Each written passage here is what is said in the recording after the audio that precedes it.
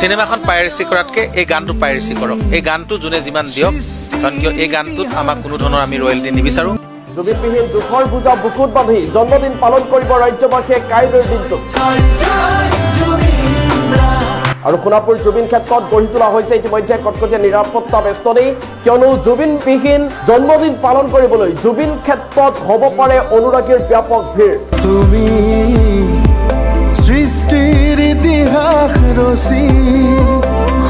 আৰু পূৰ্বৰ দৰে জুবিনৰ জন্মদিনটো পালন কৰিবলৈ জুবিন ক্ষেত্ৰত ভিৰ কৰা পৰিলক্ষিত হ'ব পাৰে জুবিন অনুৰাগীয়ে প্ৰিয় শিল্পীগৰাকীৰ বাবে পছন্দৰ কেক লৈ সাজু হৈ পৰিছে ইতিমধ্যে প্ৰতিগৰাকী জুবিন অনুৰাগী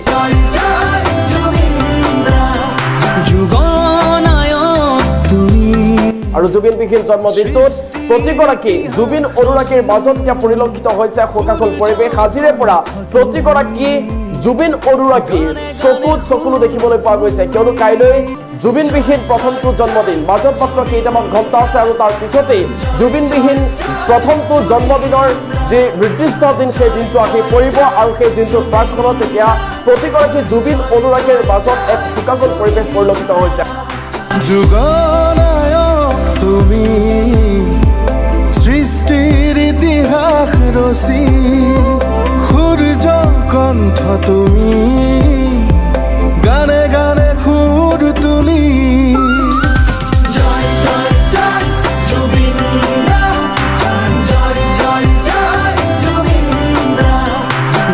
যুগনায়ক তুমি সৃষ্টিৰ ইতিহাস ৰচি কণ্ঠ তুমি গানে গানে সুৰ তুলি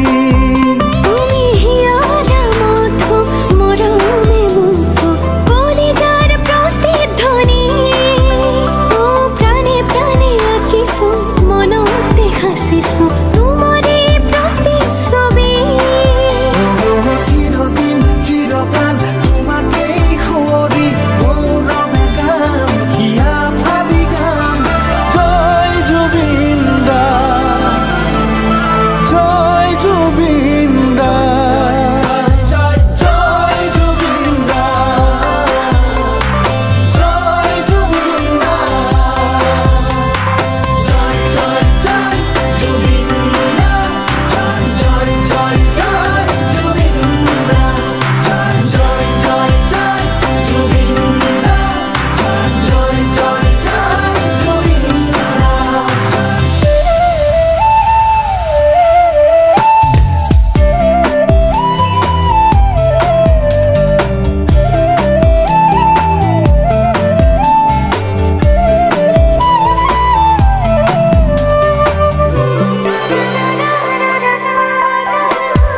মায়াবিনী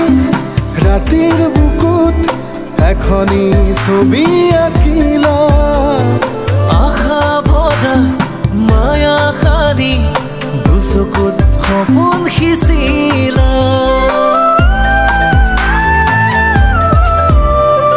মন জোনাকত আকাশ তুমি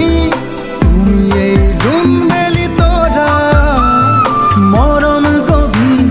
সাগৰ তুমি যুগে যুগে তুমি যুগমীয়া তুমি হিয়াৰা মধু মৰমে বুকু কলিজাৰ প্ৰতিধ্বনি ও প্ৰাণে প্ৰাণে আঁকিছো মনতে সাঁচিছো তোমাৰে এখনি ছবি চিৰদিন চিৰকাল তোমাকেই সুঁৱৰি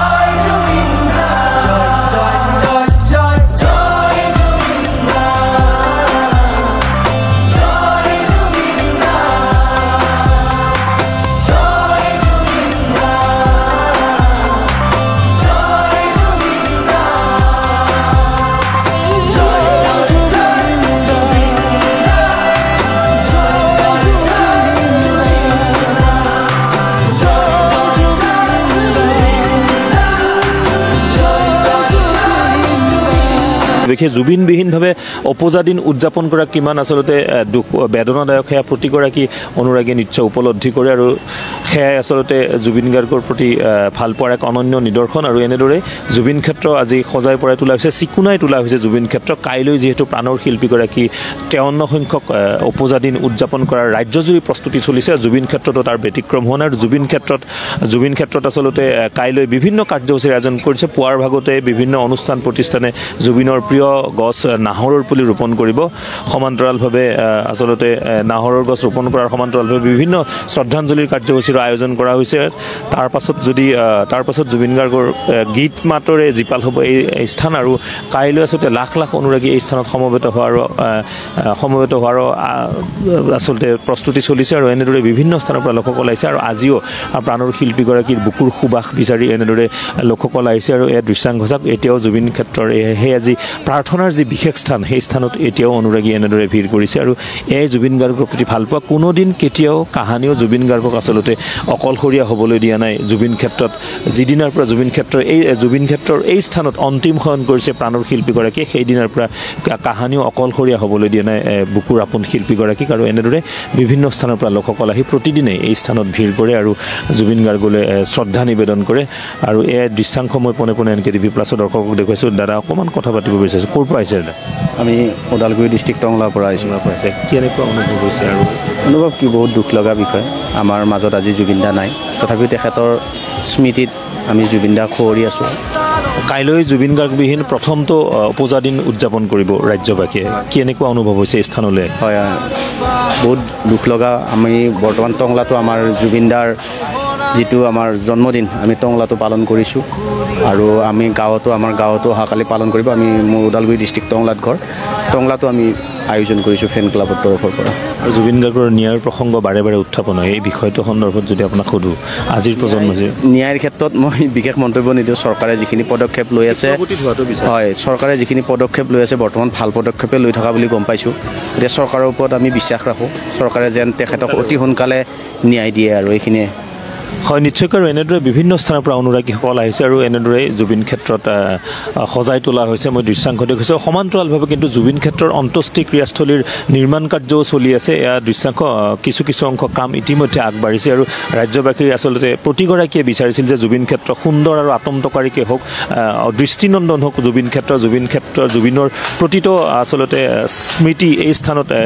জীয়াই ৰাখক আৰু তেনেদৰেই আচলতে আগবাঢ়িছে সকলো কাম কাজ আৰু এনেদৰে জুবিন ক্ষেত্ৰৰ দৃশ্যাংশ মই দেখুৱাইছোঁ য'ত জুবিন গাৰ্গে অন্তিম শয়ন কৰিছিল সেই বিশেষ স্থানডোখৰৰ নিৰ্মাণ কাৰ্য ইতিমধ্যে আৰম্ভ হৈছে আৰু কিছু কাম ইতিমধ্যে আগবাঢ়িছে আৰু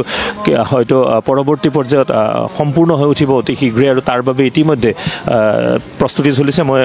পুনৰ প্ৰাঞ্জললৈ আগবঢ়াই দিছোঁ হয় নিশ্চয়কৈ চাওক